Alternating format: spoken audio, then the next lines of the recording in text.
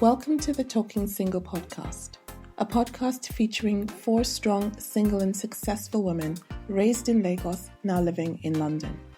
Each week, we share our stories and experiences about being women, navigating life, love, and everything in between. We address stereotypes, misconceptions, and even bust some myths about singlehood. Oh, and we do all that with a good dose of humor and a whole lot of style. I'm Ribi, the cautious romantic, and I'll be this week's host. Joining me are the other talking single ladies. Rasheedah, she's single, ready to mingle, her heart is newly reopened for love. Keysha, the consciously uncoupled, unromantic, wondering what the fuss is all about. And Crystal, the recovering love addict, now happily single. Our podcast is called Talking Single simply because it's what we do and who we are. Enjoy. Hey everyone, I'm Ribi, hosting today's episode of the Talking Single podcast. With me as usual are my girls, Keysha, Rasheedah, and Crystal. How are you ladies doing? All good, all good. Hello. Nice. Today, we'll be talking about the most elusive and mythical being in the eyes of many single women, the alleged Mr. Right. There are hundreds of thousands of books, articles, blogs, even businesses have been created, all in the search of helping one find Mr. Right. As an experiment, I did a Google search on how to find Mr. Right. Can you guess how many responses Google came back with? Over 2.5 billion results. 2.5 billion results. Wow. Compare that to a search on how to practice self-love with 25.8 million results. So we're saying 2.5 billion versus 25.8 million. I find that very revealing, don't you ladies? Yeah. People are like, forget self-love. I'm looking for Mr. Right. I need to become Mrs. somebody or Mrs. Yeah. It's like forget self-love, Mr. Right or die. You know? Find Mr. Right or die trying. Oh gosh. I think there's a book. There might be. Do you know, actually, there's a film called Finding Mr. Right, Part 1 and Part 2. It is there. Anyway, for today, we will be talking about the search for that also elusive Mr. Right. Should we search? Should we just let it be? Is there even such a thing as a Mr. Right, or are there alternatives? Maybe our expectations are too high or unrealistic. Maybe Mr. Okay, Mr. Give It To Me Good will do just fine. Give it to me right now.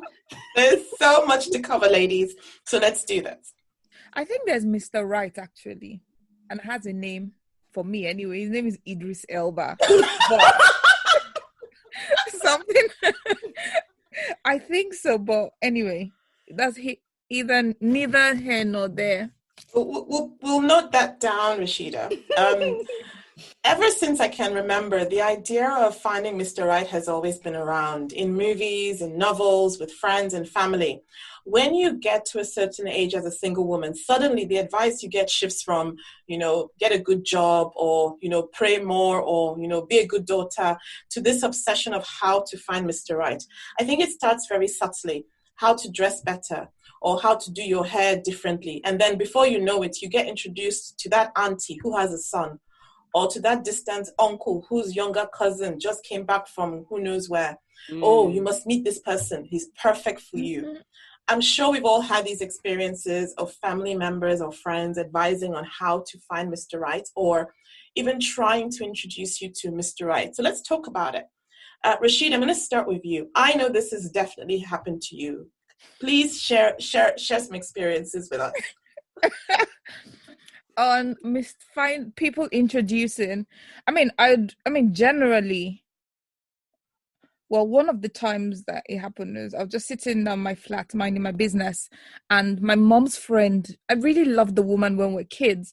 I hadn't heard from her in 10 years. So she calls me and I was like, Auntie, I'm so happy to hear from you. I can't believe you called me. It's so nice that we're reconnecting. I will definitely keep in touch. I'll call you often. And I get off the phone with a happy feeling. The next day, she sends me a WhatsApp message again. I was like, oh my God, I love this auntie. And after about a week, she was then like, actually, by the way, I've given my nephew your number. He lives in London. He will call you. And I'm like, aha, that's why the auntie called me, to kind of just feel around to see if I mentioned any man or any boys. And since I didn't, she just gave her nephew my number. So the nephew called me. He seemed like an okay guy, but I think he lost me when he was like, oh, I'm coming to your house tomorrow, which I did invite him to. And he said, well, I'm coming to your house tomorrow. I'm like, no, I don't think so. As in, why would you do that? He's like, well, and I haven't really eaten Nigerian food in a while, so it would be nice if you made pounded yam and efo riro. What? Yeah. What? And I was just like, you know what, I can't deal with this mess. Honestly, I felt like falling on the floor I was in the bus. I wanted to fall on the floor in the bus and just roll on the floor. What has my life come to, for God's sake? He's looking for a maid or a chief cook, or I don't get it. But I think it's a Nigerian thing where they just assume if you're dating a girl, she would cook for you or she would want to cook for you. On the first date, without even speaking to the person. No, he was trying to find out whether she was his Madam Right or something. Well, that's what he was trying to do. So, Rasheedah, you see what you did there. No, right? No. You had a blessing in disguise. I agree. Because anybody that decides to date me because I cook, the person will die of hunger. Literally, I cook, but not like you wake up one day and make blah blah 10 different dishes. No, I do the barest minimum to survive. Fair enough. I'm not ashamed of that. Fair enough. Krista, let me come to you. What advice have you been given on finding Mr. Right? Apparently, I'm too picky. Oh, wow. Apparently, I'm always going after tall, hot guys. I can't help it if hot guys are attracted to me and beardy guys, but I can't help it if they're attracted to me. So there was a time when like a lot of family members were like, you're too picky. You don't need to be picky. And my mom was like, yeah, people are saying you're picky. Don't be picky. And I'm like, but should I just marry anybody or be with anybody? No, they have to meet my standards, right? So yeah.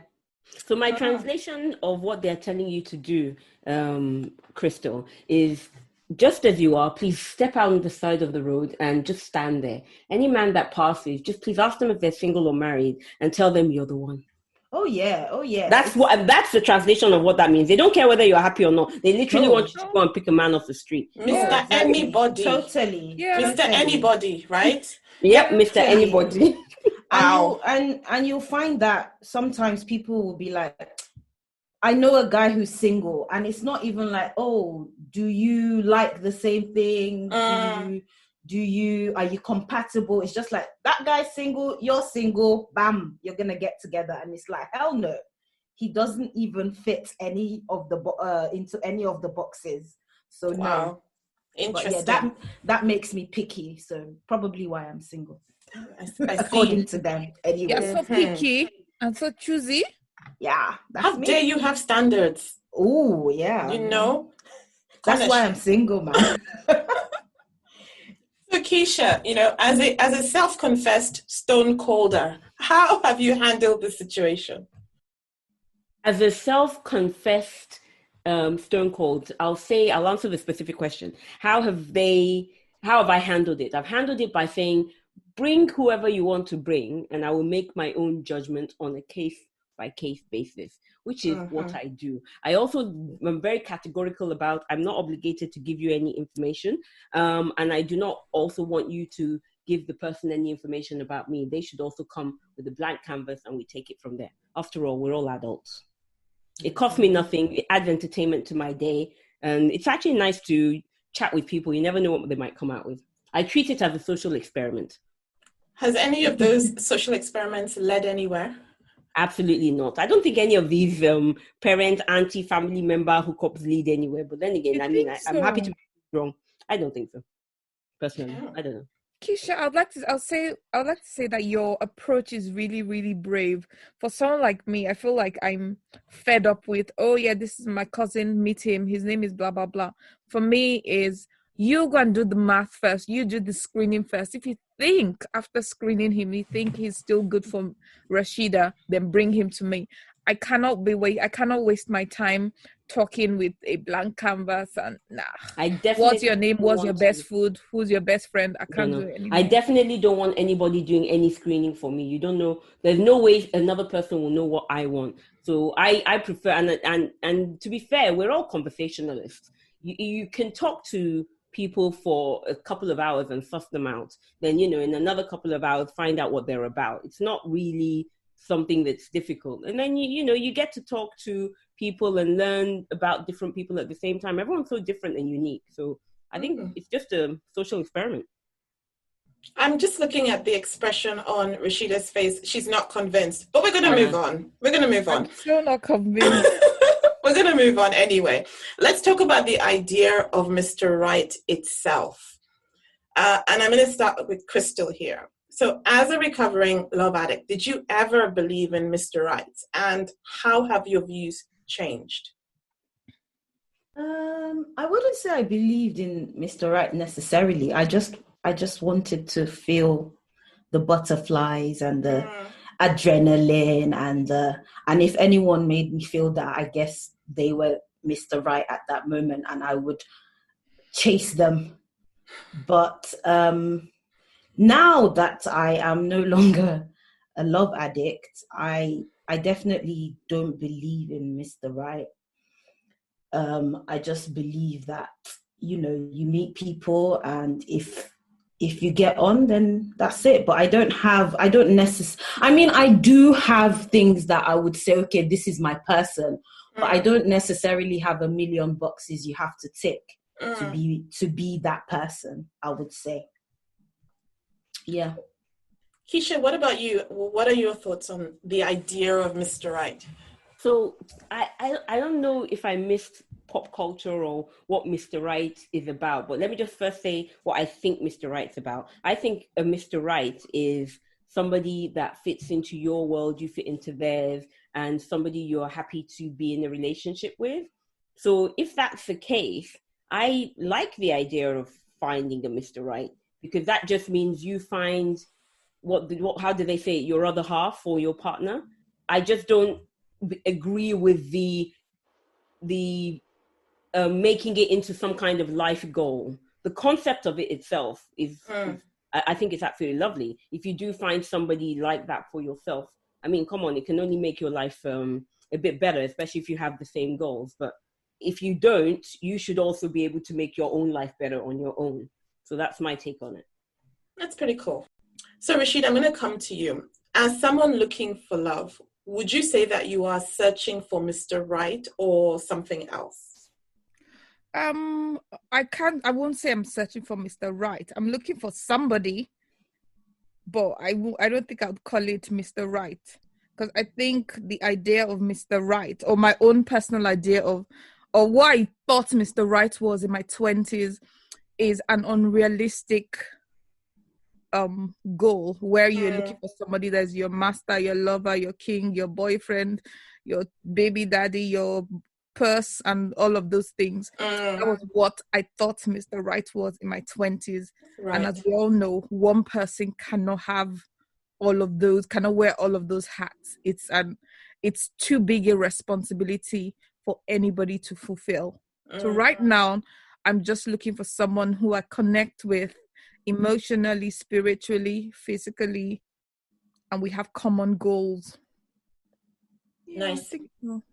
Nice. It sounds like you've been on a journey there, but just thinking about the point of expectations, do you think that as women broadly, now maybe not ourselves individually, but it could also be, do you think that we may even have unrealistic expectations towards a guy being our Mr. Right? Yeah. What do you ladies think about that? Definitely, I think so. And a lot of it, I think, maybe it's just me, is perpetrated by other women. For one example is on Instagram, if it's somebody's husband's or boyfriend's birthday. It's nice that you love this person with every fiber of your being, but they write these adjectives like my king, my master, my lover, my chief, my baby daddy. And by the time you look at it, you're like, one, this guy ain't all that, but okay, if that's what you think, good for you. But when you look at all those adjectives and you stop and think about it properly, one person cannot and should not be all of these things to you. Yeah. It's a big responsibility that even if the person tried to do it, the person's back will break because you are constantly juggling so many hats. So it's okay. Yeah. Okay. Yeah, and all these social media relationships are, everyone puts a happy face on social media. True. And they're just not realistic. And then 3 days later, you find out that this person who just said my king, my everything, they just broke up. So anything from social media, anyone who needs to profess their love on social media, that's a bit weird to me, but topic for another day. Yeah, I think them professing it, yeah, you're right. They feel the need to profess it on social media is suspect. Wow, they're suspect. Suspect behavior. Yeah, actually, I agree with you. Go on, Keysha, go on. But I have to say, I like this idea of Mr. Real. Like, maybe that adjective has a lot of very positive affirmations from Mr. Real. Like, keeping it real. I like it. The realistic expectations, as in. Yeah. Because the thing is, if you want a Mr. Right that makes 6 figures, by all means, my lovely sister, you must be making 6 figures or almost that. If you're asking for something in your Mr. Right, I feel like you have to be bringing that same thing or almost the same thing or even better to the relationship. Yeah. You can't be a shelf stacker at Tesco and you're then trying to chase an MD in an investment bank. Haven't you seen Made in Manhattan? I was about to say. Don't be ruining people's fairy tales here. It wasn't that the point. But that's exactly the point. We talked about social media and people posting, because sometimes I feel like I have a friend who on his wife's birthday posts all these wonderful things about her, and then she does the same for him. And when you look at it on the face of it, you're like, ooh, these guys have the ideal, perfect relationship. And maybe some people might think, oh, that's what I should be looking for. And then they beat themselves up trying to find somebody that will live up to this kind of social media list. Meanwhile, they don't know that behind the scenes, this couple beat themselves up every Sunday.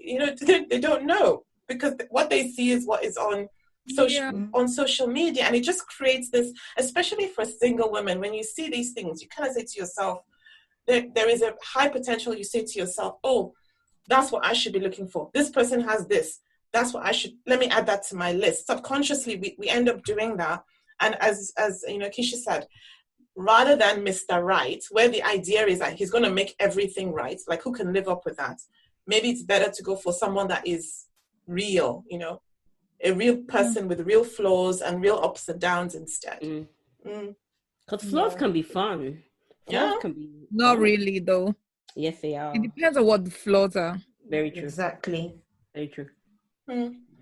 Okay, so as single women, so we've talked a lot about Mr. Real, does he exist and all of that. So let's talk a little bit about how the search for Mr. Real happens. So my question is this: do we really need to search tirelessly for Mr. Right, or whatever our alternative is, Mr. Real or whatever? Can following some 10-step rule result in finding the one? Rasheedah, what do you think? Yeah, I mean, Hollywood tells us all the time, you just follow rules and run on the street and you trip and the cute guy will just catch you. So yes, I think we can follow seriously now. No, I don't think there's a silver bullet for finding Mr. Right, because if there was, every woman will be married now, because somebody will have clocked it hundreds of years ago and they will just perfect it, put it in a box and just share it out to all women.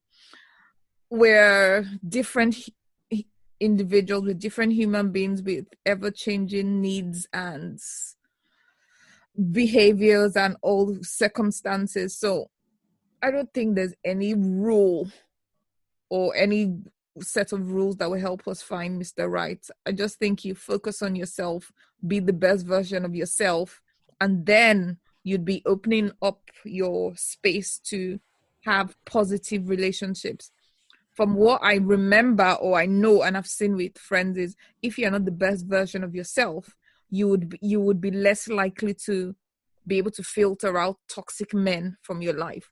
If you're in a terrible place and a waste her time 20 man comes, you just be, for instance, certainly for me, I'd just been grateful for that attention, and the attention just got into my head.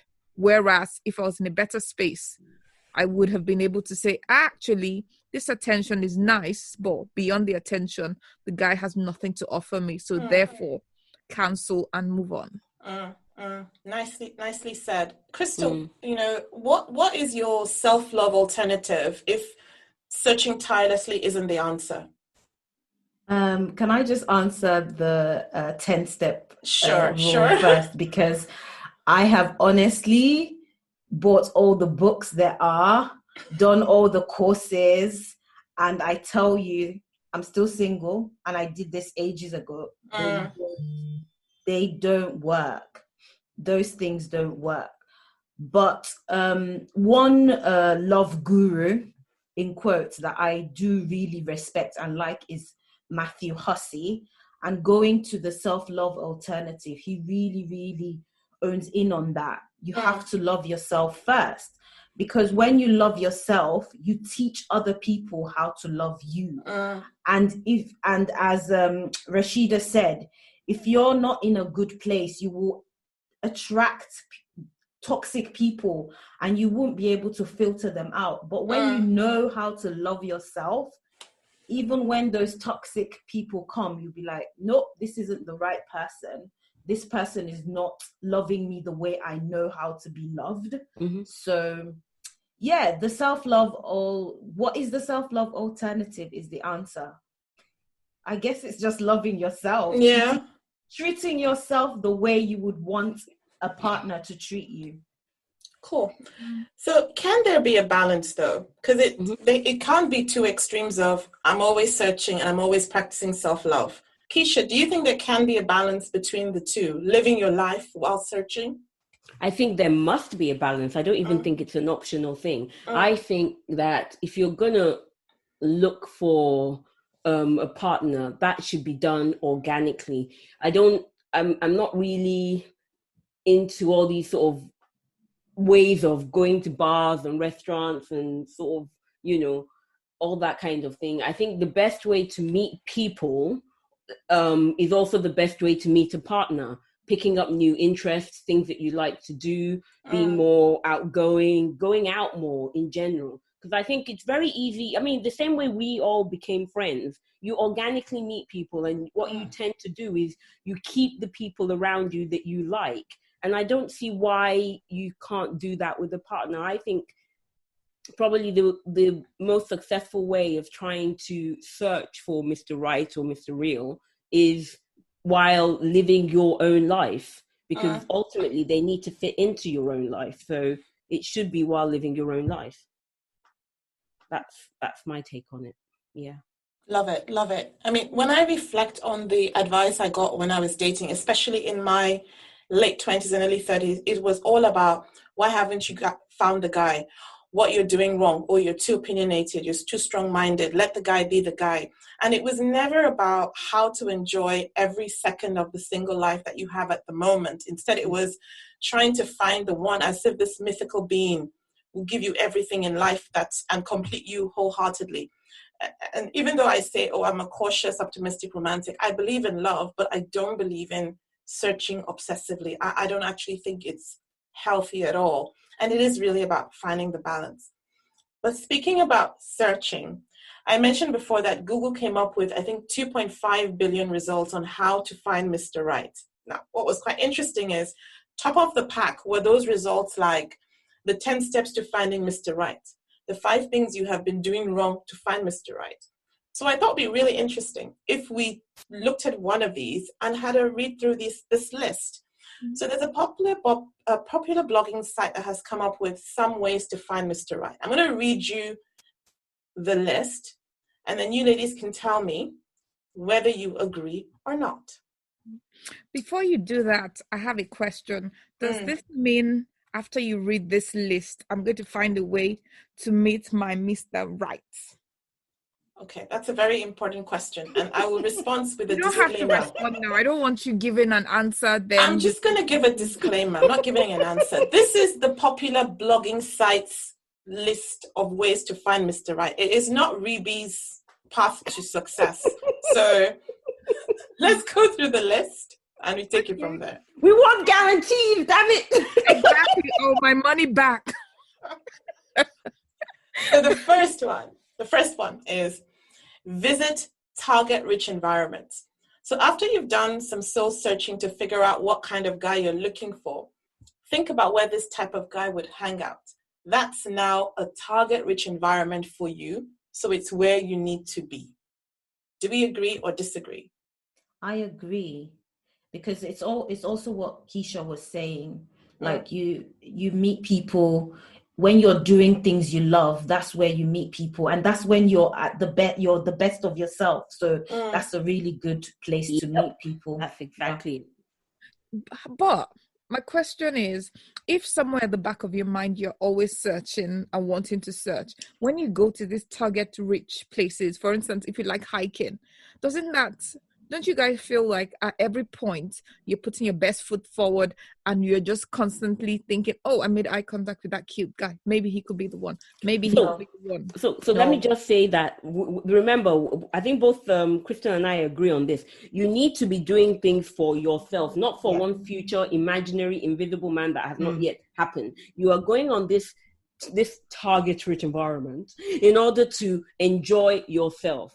And you're talking to people, you're interacting in your best space, being your best self in a space you enjoy. So automatically you will be meeting people who are girls and boys. We need to be very clear. Not every guy you meet is a potential husband or a potential partner. He's just a guy. Show that louder for the aunties so they don't. Not every guy you meet is a potential husband or partner. He's just a guy in the same space as you, also trying to enjoy himself. You know, if the guy is also interested, he might ask for your number after, or even based on the environment, he might want, when next are you coming? Let's do it again. Or even by going there on a consistent basis, people get to know you, become part of a community. People be like, oh yeah, have you met this person or this person? It's very organic. And you know, I totally agree with that. Visit environments that you also like. Exactly. You said it really well, Keysha, because I think Matthew Hussey, I always mention Matthew Hussey, my favorite love guru. He said that you go to these places to enjoy yourself, and it might just be a place full of women. There might be no men there, but those women have brothers, they have cousins. The more they get to know you, they could be like, oh, you know, oh, I think you'd be a good fit for my brother. Oh, I have a friend who's single, and that's how it happens. It's not I'm going there so I can meet a man. No, that's not the idea. So the moral of the story is, if you don't like heights, don't go hiking. Believe it. Don't go rock climbing. Sorry, don't go rock climbing. And say, because I want to find, it's a target-rich environment for a guy, I'm going to go rock climb. You're just going to embarrass yourself. Exactly. Okay. Or kill yourself. The second one is, okay, we agree with that one, right? But we've said it's got to be an environment that you would also enjoy. Yeah. The second one is get out of your comfort zone. Vary the places you go to meet men so you can see new faces. By now, you should realize that your ordinary hangout isn't the place to meet extraordinary men. What do we think? What have we just been saying? We've just been saying exactly do not do that. Go to places you enjoy being, not go to places you don't enjoy being just so you can meet a man. What?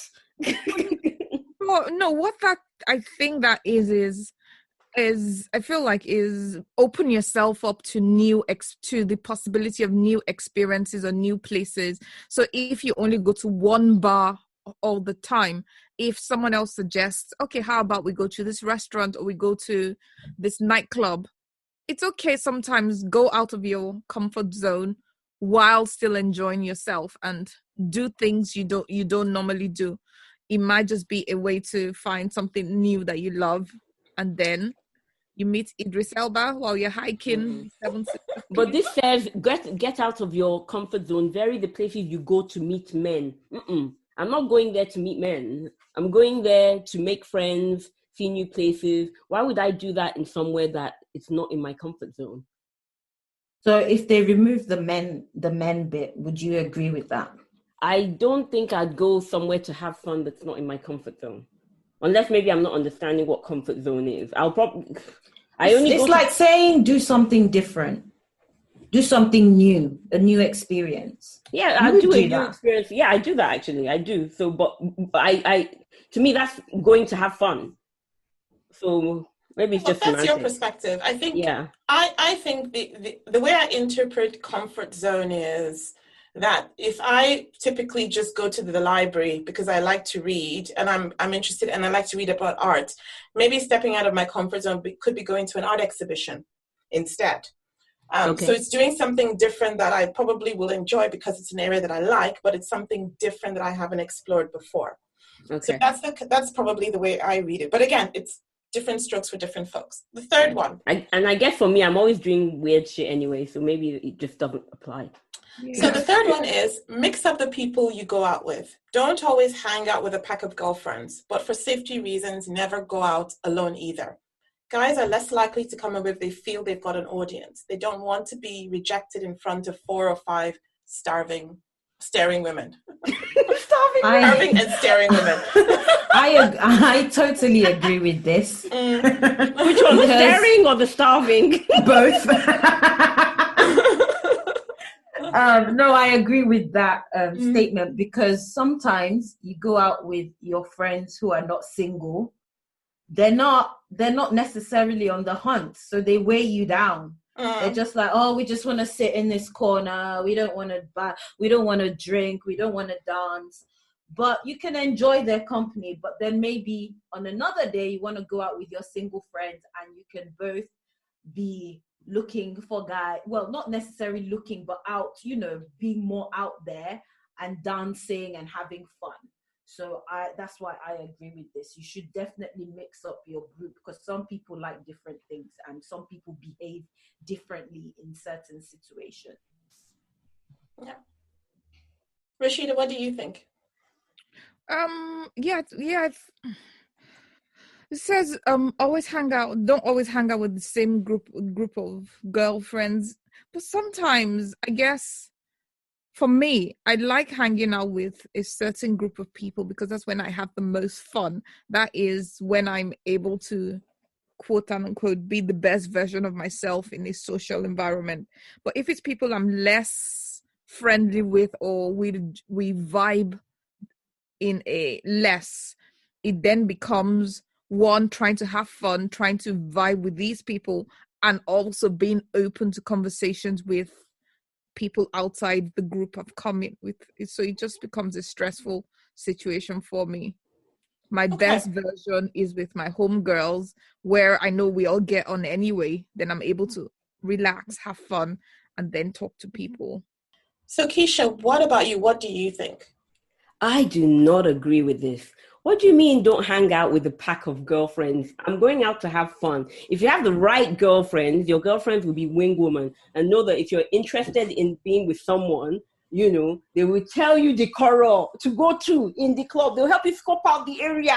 Your wing women will just help you, like, maybe vanish to another side of the room so you can have your 5 minutes of fun, and then, see if any numbers are exchanged, and then you go back to having your interesting night out with your girlfriend. You're not exactly going to leave with the guy that evening. So, well, I don't know, but but yeah, I think it's, and sometimes the guys themselves, might choose to man up and just meet at the bar, get a few drinks, and don't mind being stared at. It might be a confidence boost. You don't know.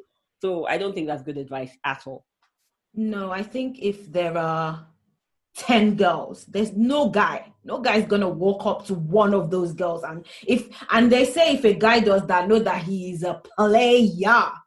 There's no way a guy would just go in there's 10 girls in a group and going to... But he's not going to walk up to the 10 girls. That's the whole point. If you've got good girlfriends, they might send you off to the bar in a different part of the bar to get a drink. And then, you can bump into the guy on your way or just have a chat with him solo. The girls don't need to be right round there when you're talking to him. That's the whole point. No, but how many girls actually really wing woman? There are only a few of my friends that I know have winged women. I am your wing woman, darling. And those winged women are not even... But I think the point is here that it's not saying don't hang out with your girlfriends. Of course you should. It's saying mix things up. It's saying don't always do that. I do agree, though, that... You do want to mix things up. I would agree with that, because I think that even when I think fundamentally we've all agreed that everything you do, you should always have fun. But at the same time, you want to mix it up because you want to create opportunities, right? So why not have fewer girls? Because you don't even know what guy is looking at you. You don't even know if there's a particular person that wants to come up to you, but because he's seen you with 7 friends or whatever, decides not to. We don't know. But the point here is mix things up. Don't always do the same thing and expect something different to happen to you. Okay, let's move on. The 4th one is have a strategy for meeting men at these new places. Be prepared. Being prepared will ensure that you are not flustered when you see a man you want approaching you. If you know what to reveal about yourself or how to start the conversation, you will come across as confident and self-assured. So the point here is be prepared. Yeah. So you meet the guy, you be like, "Hi, are you single?" So you know whether you're going to invest any more time in speaking. I'm joking, obviously. So do we agree or not? I don't like the idea of having a strategy, but I don't agree. But then again, as you can see already, I'm not agreeing with most of these anyway. So I mean, why? Maybe not a strategy per se, but it's having an idea of, because sometimes I don't know about you, actually, it's a question for you ladies. Sometimes when you meet someone, as soon as the person says, "Hello, my name is XYZ," cancelled. So you have, as in, I think it's good to, maybe what they're trying to say is it's good to kind of think about what you're looking for. If you meet a man, what are the kind of deal breakers that you just be like, "Oh, okay, nah, like I'm not even going to bother swapping numbers or talking to this person beyond hello, how are you kind of thing." Because there are some people you can suss out from the get-go. Can you not just meet the guy without a strategy and have a chat and keep it moving? Maybe believe in the universe that you'll meet up later. I don't know. Don't have time for that nonsense. Okay, we will agree to disagree. We have mixed response on this one, but probably not. Okay, so the next one is be prepared with your opening question. Usually the hardest part of meeting someone new is getting the conversation rolling. One of the most important things the blogger is saying, I can tell you, is that people truly love to be the focus of attention. Come up with 5 to 10 questions to ask a man. Give him the attention he wants. It's important to listen to the answers when he's talking and ask follow-up questions. What do we think? That sounds arduous to me. Like, if it's not a date, if she just is, no. I totally 100% disagree with this. I'm sorry. Feels it just like sounds like hard work. Yeah. What about me? Ask me some questions. Get to know me. Me. To some extent, I think that if you are someone that is very shy and nervous, it does make sense, depending on your personality. If you're a very strong introvert, to have something in the back of your mind. I get that, but I'm not, 20 questions, that feels like a lot of work though. I know. What's your name? Who's your best friend? What's your best food? Where do you work? Do you have siblings? Do you like horror movies? Okay. That's already. And if you're genuinely interested in someone, you will ask the right questions. That's know? You don't need to then go and revise the 10 questions you're going to ask. It's just, it's not organic. It just sounds weird. Just sounds like a lot. Okay. A lot of work. Another one. this is an interesting one. Know your soundbite. Create a soundbite, an exciting description of yourself, focusing on your strongest attributes, using 20 words or less. Prepared with a list of 4 or 5 things that you think people should know about you. Krista, why are you laughing now? This is what the blogger said. Am I going for an interview? Should I be telling you what my 5-year plan is? Where I think I'll be in 5 years? Too much. Which savings accounts you put your money in? This What is side a of the lot, bed even for me. Like, this is I can't even explain this one. Like, this feels like a lot of work. But wait, actually, this might not necessarily mean when you first meet the guy. It's maybe when you're trying to get to know him. Because I think I'm being controversial here. As in, it might be after 5 dates or 6 dates. So there's some 5 things that for you might be 5 non-negotiable things about you, so that the person knows upfront whether they can live with these things. So it's.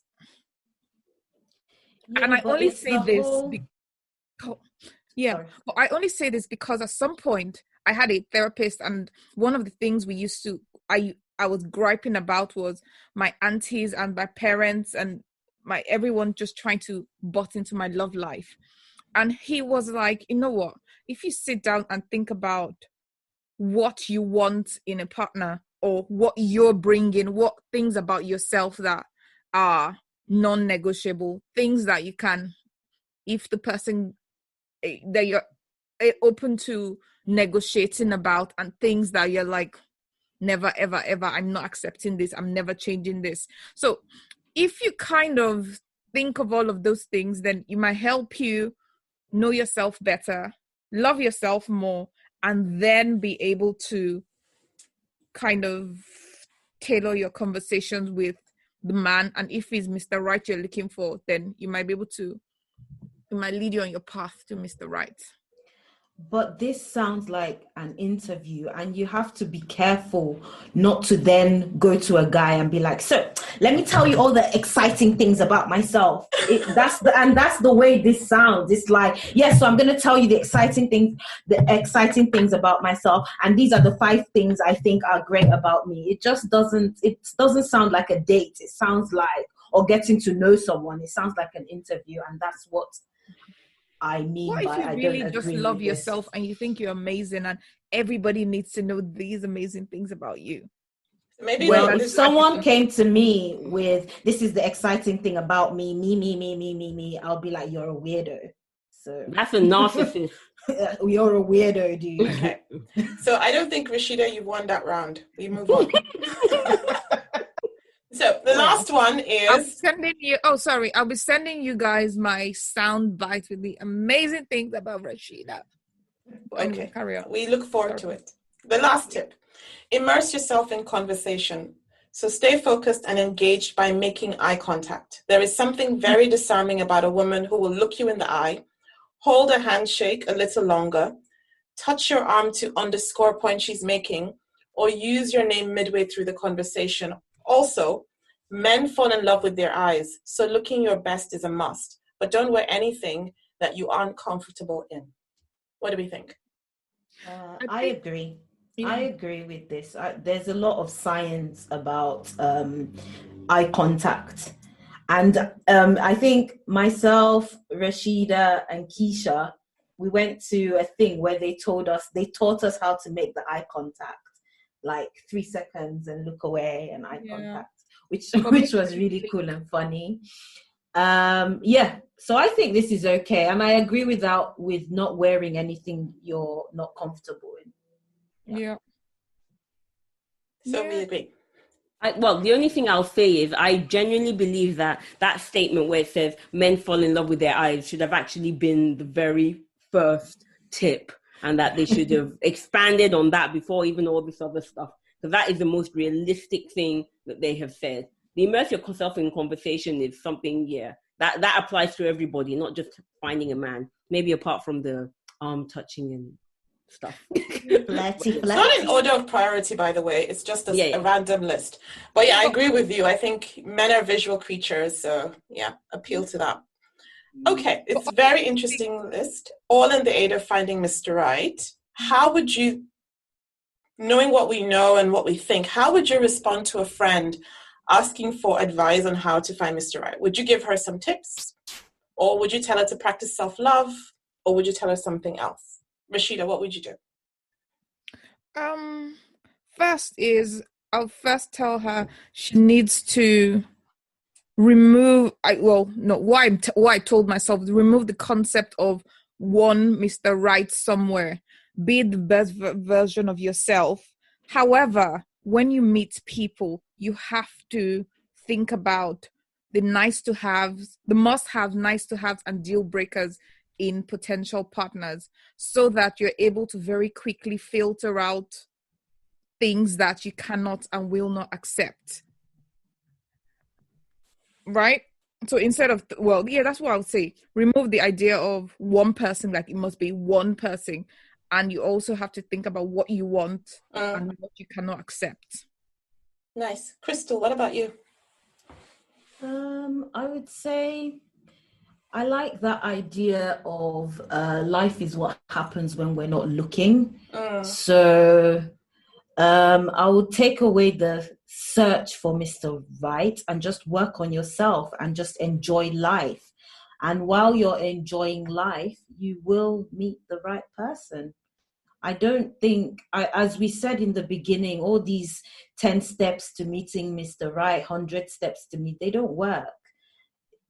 Sometimes it just happens when you're not looking or when you're not expecting it. So, that's what I would say. Yeah, there was a woman that wrote a book, I forget the name, but in her book, she talked about being on dating sites for 10 years. It was finally when she got off the dating sites that she met the man she married. Yeah.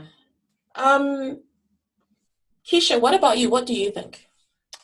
I think I'm generally just agreeing with everyone. You need to live your life for yourself. Everything else comes after. Life's too short. Yeah. So if your friend was asking for advice, that's what you would say. You wouldn't give her any tips. Tips on finding Mr. Right? No, definitely not, because that gives her a goal that might not actually happen in the immediate future, which will, in essence, drive the poor girl crazy. I would say, live your best life now. Mr. Right will come when it's time for Mr. Right to come.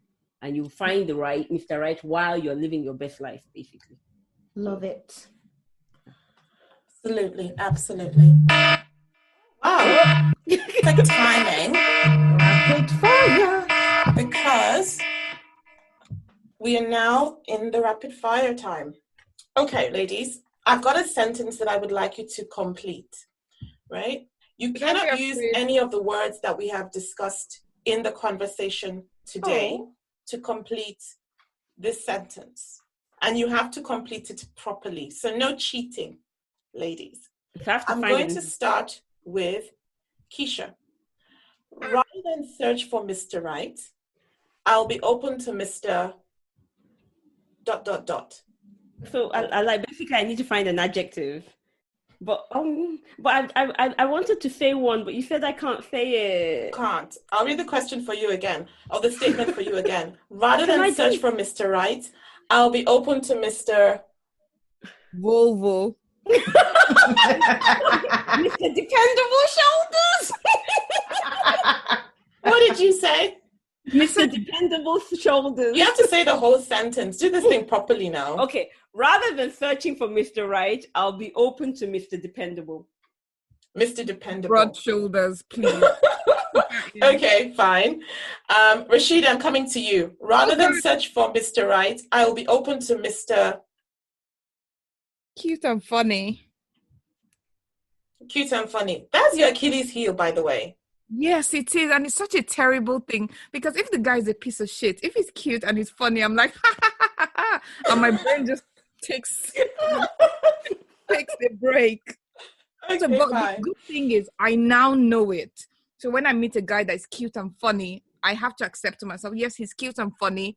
I put that in the box. Then I make myself see beyond cute and funny. Okay, so you look for Mr. Beyond Cute and Funny, basically. Yes, boo. Yes, okay. Crystal, rather than search for Mr. Right, I'll be open to Mr. Rather than search for Mr. Right, I'll be open to Mr. Kind and good sense of humor. Nice. And Nice. Mr. Bearded, please. And Mr. Beard Gang. And a nice beard. Yeah. And What Mr. about Beard Mr. Gang. Peck? Mr. Peck. I can't believe I have to help you guys add the adjectives to it. You should know the kind of men you're looking for. Well, you know, there might be a kind, nice guy without a beard. I'm not going to tell him to leave just because he can't grow a beard. I think you would. You will even speak to him. Then he comes in like, oh, hi, Crystal. You're like, don't speak to me. Where's your facial hair? Go away. No, it's not true. I do love a man with a beard, but it's not a deal Not the be all and the end It's all. not a deal break. Okay, I'm glad this is recorded because if you come with any man without, I've never. Anyway, let's leave that. Let it be known on this lovely Saturday. She said she's open to men without beards. I am, but my preference is men with beards, but I am open. You need to What be kind open of beard? in Is life. it like Santa Claus beard? Okay, that's another episode. I think we're Thank moving you. far from the topic, Thanks, right? Ribi. We're moving far from the topic. Thank you so much, Ribi. And can I ask you, Ribi, rather than search for Mr. Right, I'll be open to Mr. I'll be open to Mr. Right for me. Ooh, I like it. What? I think she had the most time to think of it. That's why she came up with that. Right. Don't be That's so beefing. good. I can give you all the same answers if you like. Okay, guys, we've come right to the end of our podcast. But here's a quick thought before we sign off.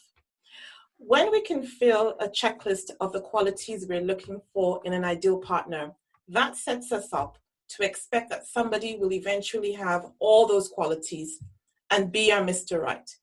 We then search tirelessly for that one who will be all things in all situations to us. What a weight and responsibility to put on someone else. That's also a lot of power we freely give away. Let's remember that relationships aren't supposed to be perfect, and neither can a Mr. Right complete us if we aren't complete within ourselves. Go live your full single lives, ladies, and thank you for listening to our podcast today. We hope you've enjoyed it, and please don't forget to leave us a review on Apple Podcast. See you next time.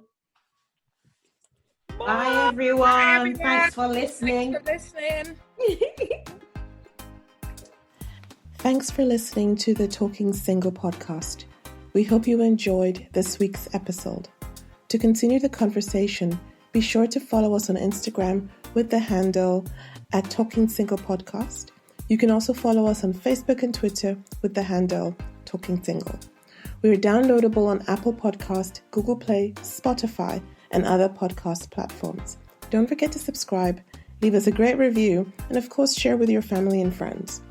We'd also love to hear from you, so leave us your comments or questions, and do remember to tag us on any posts with the hashtag Talking Single Podcast.